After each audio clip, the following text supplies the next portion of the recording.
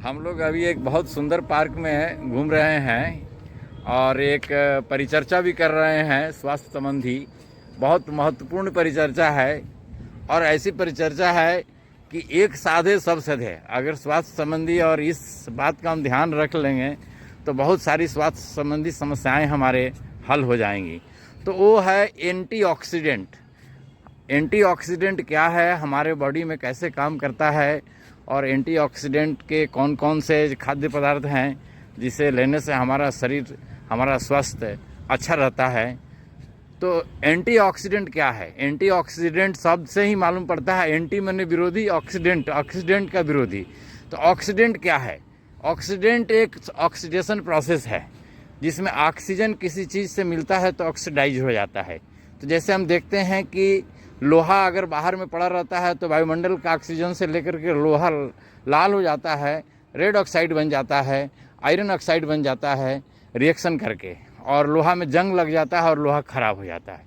Save को काट के रख देते हैं तो सेव भी लाल हो जाता है। सेव के अंदर में आयरन होता है, आयरन ऑक्सीजन से रिएक्शन करके वो आयरन का ऑक्साइड बना जाता है जिसे रेड ऑक्साइड भी कहते हैं। तो लोहा में जंग लगने से लोहा सड़ जाता है, लोहा खराब हो जाता है, कमज़ोर पड़ जाता है। तो उसी तरह से हमारे शरीर में अगर ऑक्सीडेशन की प्रक्रिया ठीक से नहीं हो तो हमारा शरीर भी कमज़ोर पड़ जाएगा, बीमारियों का घर बन जाएगा। ये बात सत्य है। तो ऑक्सीडेशन क्या है? हम ऑक्सीजन लेते रहते हैं, हमेशा हमारे शरीर में ऑक्सीडेशन होता है, ऑक्सीजन रिएक्शन करता है जिससे ऊर्जा बनती है। अब इस ऑक्सीडेशन प्रोसेस में क्या होता है, कुछ फ्री रेडिकल्स, मुक्त कण भी बनते हैं। अब वो फ्री रेडिकल्स और मुक्त कण क्या होते हैं उसे समझना होगा। फ्री रेडिकल्स वो होते हैं, ऑक्सीजन का ही पार्ट होते हैं, लेकिन उसमें कुछ इलेक्ट्रॉन्स जितना ऑक्सीजन में होना चाहिए उतना नहीं रहते हैं, एक इलेक्ट्रॉन उसमें कम होता है। तो वो फ्री रेडिकल्स क्या करते हैं, बॉडी में इधर उधर उत्पात मचाते हैं। वो बॉडी के लिए अराजक तत्व हैं, वो उत्पात मचाते हैं बॉडी के में, आतंकवादी का काम करते हैं। वे हमारे कोशिकाओं सेल्स में जाते हैं और वहाँ ऑक्सीडेटिव तनाव पैदा करते हैं, वहाँ से वो इलेक्ट्रॉन को लेना चाहते हैं। तो हमारा स्किन खराब होता है, त्वचाओं को मारते हैं तो स्किन खराब होता है। तो जब स्किन खराब होगा, हमारा त्वचा खराब होगा, तो ऐसा जैसे रेंकल्स आ गया, त्वचा मुरझा गया, तो 40 के एज में हम 60 का दिखने लगेंगे, 25 का एज में हम 40 का देखने लगेंगे। तो ये ऑक्सीडेशन का ही नतीजा है, गलत ऑक्सीडेशन का नतीजा है। जो फ्री रेडिकल्स, जो मुक्त कण है, वो इस गड़बड़ी को करते हैं। दूसरा कोलेस्ट्रॉल। अब कोलेस्ट्रॉल में जाकर के वो गड़बड़ी करते हैं, अराजक तत्व वहाँ कुछ गड़बड़ी करने का प्रयास करते हैं, तो 3 गुना तक ब्लॉकेज को हमारे बढ़ा देते हैं।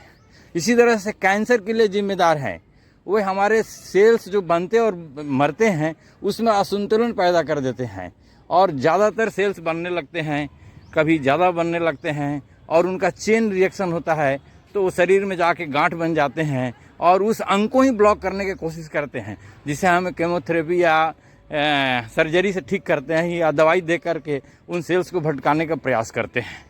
तो ये रहा शरीर में ये इनका प्रभाव। ये अराजक तत्व जो फ्री रेडिकल्स हैं, जो ये आप तो बनते कैसे हैं, ऑक्सीडेशन से बनते हैं। जो पॉल्यूशन में एयर है उससे भी बनते हैं, उसमें पॉल्यूटेड एयर का ऑक्सीजन आता है जिसमें इलेक्ट्रॉन की कमी रहती है, तो वो फ्री रेडिकल्स बना देते हैं।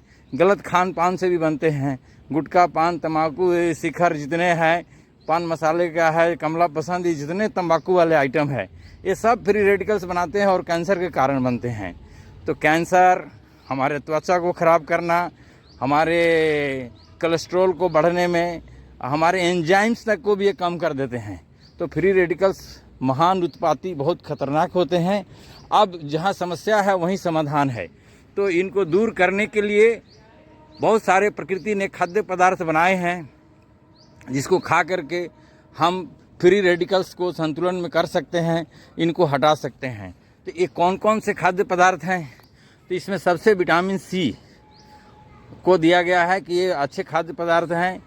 फल और सब्जी में फ्री रेडिकल्स को मारने वाले एंटीऑक्सीडेंट वाले पदार्थ, तत्व ज़्यादा होते हैं जो एंटीऑक्सीडेंट को हटाते रहते हैं। जितने काला जामुन है, काले रंग का अंगूर है और जितने फल और सब्जियां हैं, सब में एंटीऑक्सीडेंट होता है। और दूसरा इसमें एक और तत्व है हमारा green tea. Green tea antioxidant का भंडार है। ग्रीन टी एंटीऑक्सीडेंट का भंडार है। उसमें बोला जाता है कि ग्रीन टी में कैटोचिन नाम का एक एंटीऑक्सीडेंट हर्ब्स पाया जाता है। कैटोचिन जो एंटीऑक्सीडेंट का मेजरमेंट करने का पैमाना है जो इसमें कितना कैटोचिन है, तो ग्रीन टी में सबसे ज़्यादा पाया जाता है। 3 ग्राम ग्रीन टी से 1 कप चाय बनता है और उस 1 कप चाय में 200 मिलीग्राम कैटोचिन होता है, जो 10 सेव में जितने एंटीऑक्सीडेंट मिलेंगे वो 1 कप ग्रीन टी से हमको मिल जाएगा। तो ग्रीन टी हुआ। रेड वाइन को भी लोग बोलते हैं, लेकिन रेड वाइन में अल्कोहल होता है, रिकमेंडेड नहीं है। अगर उतना संयम है तो आप ले सकते हैं। डार्क चॉकलेट में बोलते हैं।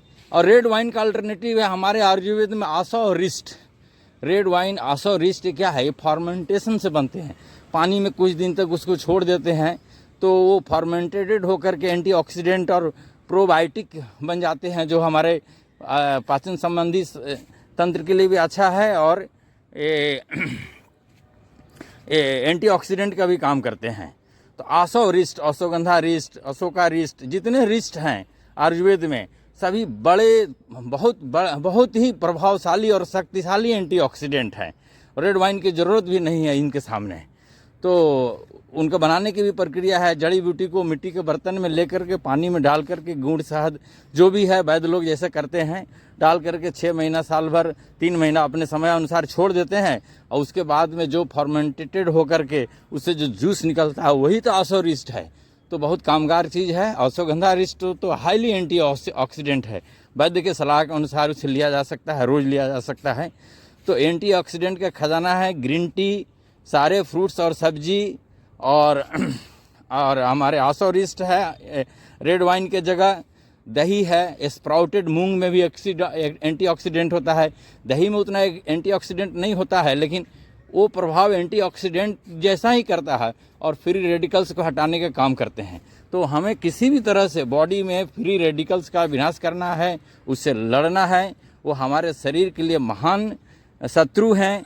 जैसे जंग रोधक पेंट हम लोहा में लगा देते हैं तो जंग से बचा देते हैं, आजकल तो जंग रोधक सीमेंट तक भी आ गया है। जो लोहा जो हमारा आयरन जो घरों में यूज होता है, तो जंग रोधक लोहा और पेंट्स हम यूज करते हैं। तो क्यों ना हम शरीर में जंग रोधक पदार्थ खाएं, एंटीऑक्सीडेंट खाएं, नींबू खाएं, फ्रूट्स खाएं, सब्जी खाएं। ग्रीन टी दिन में 3 बार पी सकते हैं। ग्रीन टी सबसे बड़ा एंटीऑक्सीडेंट का सोर्स है, जो हम कम पैसा में आसानी से डेली ले सकते हैं और ये मोटापे को दूर करने के लिए भी बहुत लाभदायक है। तो हम ध्यान दें एंटीऑक्सीडेंट के बारे में और इसे रोज़ अपने भोजन में शामिल करें और रोज़ सुबह में उठ करके एंटीऑक्सीडेंट 3 बार याद करें।